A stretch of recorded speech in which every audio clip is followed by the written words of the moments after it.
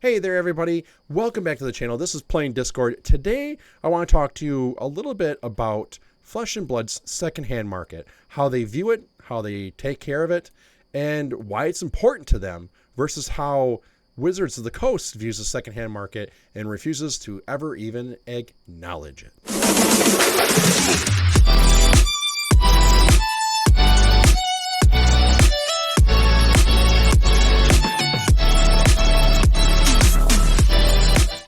All right, everyone. So we're going to take a look at the reprint philosophy of Flesh and Blood. Why it is that they look at the secondhand card, like the secondhand market for cards, in a completely different way than what Wizards does. So first and foremost, you guys can read the reprint philosophy. Bleh, I can't talk and say that word right in two times fast today for myself. Might be because I'm still recovering from being sick over the weekend, but who knows? But regarding their reprint philosophy versus Wizards of the Coast's reprint philosophy, boy, that word is going to get me this episode. So hold up for that coaster ride. So first and foremost, let's talk about the secondhand market because that's directly what's going to affect reprints and whatnot. First and foremost, Wizards of the Coast refuses to acknowledge the secondhand market properly in any way whatsoever. However, they will underhandedly reprint cards and stuff to effectuate the secondhand market, and in some cases even influence how cards are banned to influence how cards are valued. Even go so far as to allow a commander group of judges deciding on how commander cards are banned and unbanned, only to see that they will dump cards that are of high value prior to banning. And then they will buy a crap ton of that card that they're going to unban so they can make money off of it. Flesh and Blood doesn't work that way. They do believe in the secondhand market. They do respect it, and they consider it the trading part of trading card games.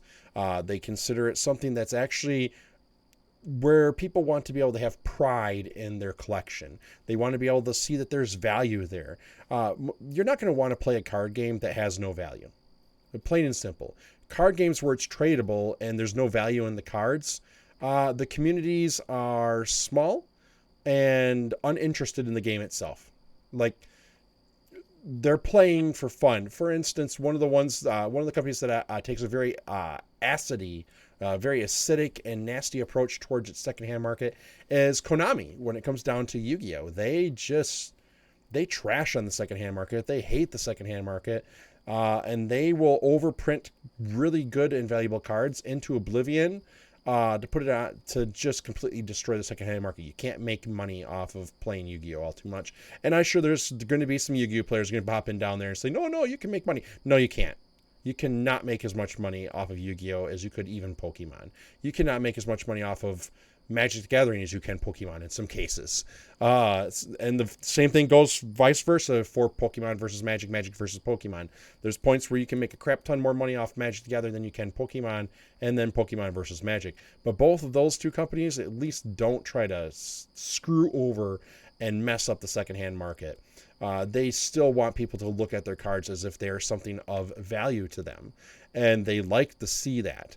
Magic, though they don't want to acknowledge it, they still want that secondhand market money coming in because that's what's going to get all the Timmies to come out and buy their special secret lair edition products.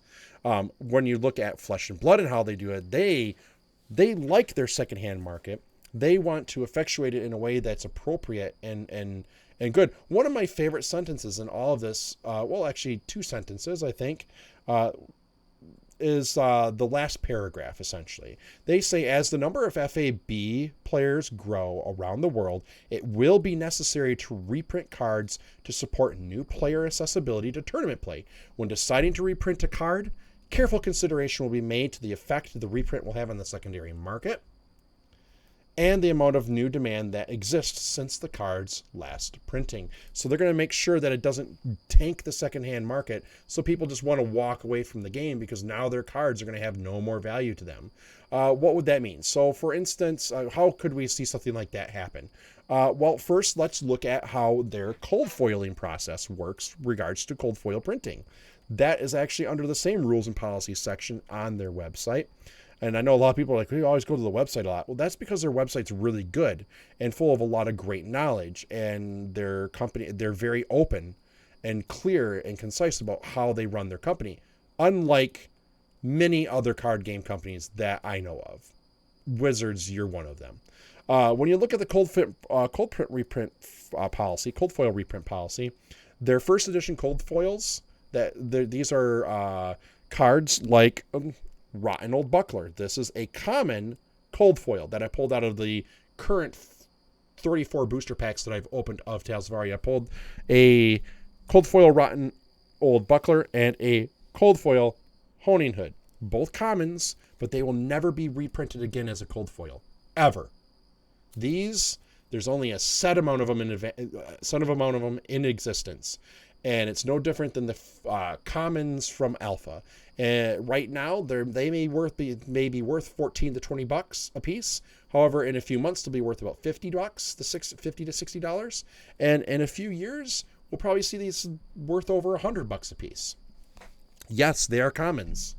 Yes, they are cold foils. You're never going to see them printed again. They make a promise to never print them again, except for in one condition. They'll print cold foil versions of these as tournament prizes, and that's it. They'll never print them again.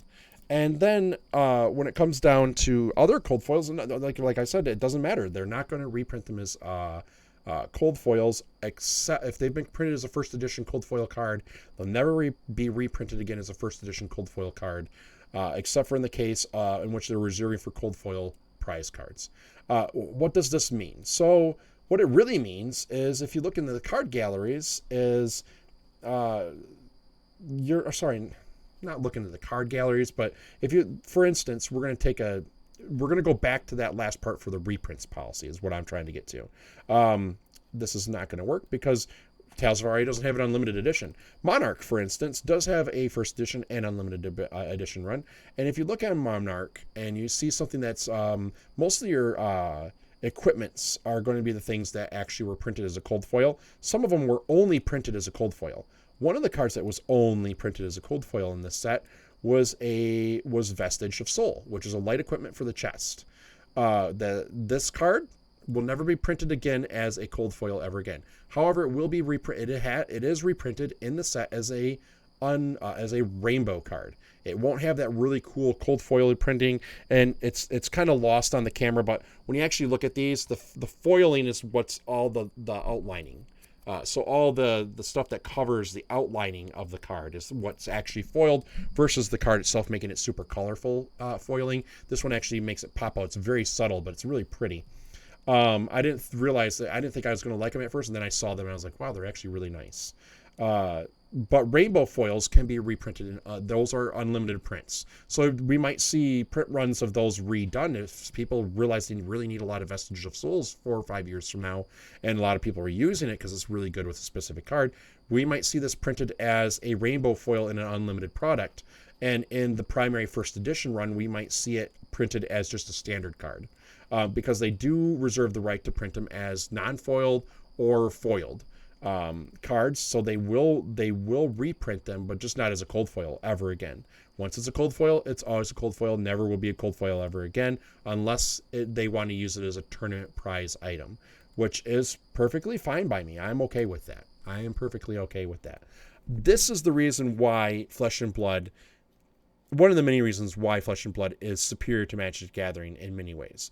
They take the secondary market into account, and they provide cards that are affordable and reachable. Because they're unlimited edition card sets, they drop out at about, I think of the last unlimited box I bought, which was Arcane Rising.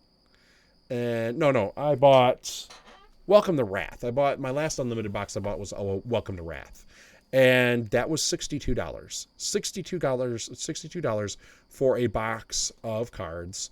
And I almost made that much money back off the box. But what I did get in the long run was a plethora of extra commons and rares and some mythics, as well as some good foils that in the long run fill up my trade binder. fill up my decks because I get those things, and my store doesn't currently sell singles. They're only selling sealed product because up here where I live in Michigan, they still are kind of like, oh, Flesh and Blood's going to be dead in a year. It's going to be dead in 6 months, but we'll still sell it. That's the reason why I bought them, a lot of the boxes from them. I bought a lot of boxes from the local game stores around here because they're like, well, you know, the game's not going to be here for super long. So we're going to sell the boxes at $109.99. I was like, I'll buy them because that is the same cost as a set booster box from Card Kingdom. And in the long run, I can sit on these and know they're going to be high value within a few months. People are going to want them. And with the fact that Tales of Aria has not yet announced, or the Legend Story Studios has not yet announced that there's an unlimited print run for Tales of Aria, leads me to believe that this is probably proof as to why, the proof as to that they are watching the secondary market, because they're not going to drop unlimited product if the set turns out to be a bomb, like some of the early sets in Magic the Gathering, like The Dark and as well as Ice Age and other sets that weren't that popular. If it turns out it's going to be not that popular, what's the point of dropping out an unlimited set to people because it's not going to be picked up? You're making stores waste their money. Why not just move on to the next set and drop it a little bit earlier? Put all your time and effort into the next set and make it even better. Improve it. I like that. They look at the secondary market and say, hey, we want to make sure that people are happy with the product, and we want to make sure that people want to be able to keep it for a long time and turn it into something like a family heirloom. We're okay with this. We're okay with not releasing any unlimited. I don't think that's going to happen with Tales of Aria, though. I don't think it's going to happen. The set's really good. I absolutely love the cards. I love the mythos behind it. And I think the next for the next few episodes, we're going to be covering the mythos of Aria itself.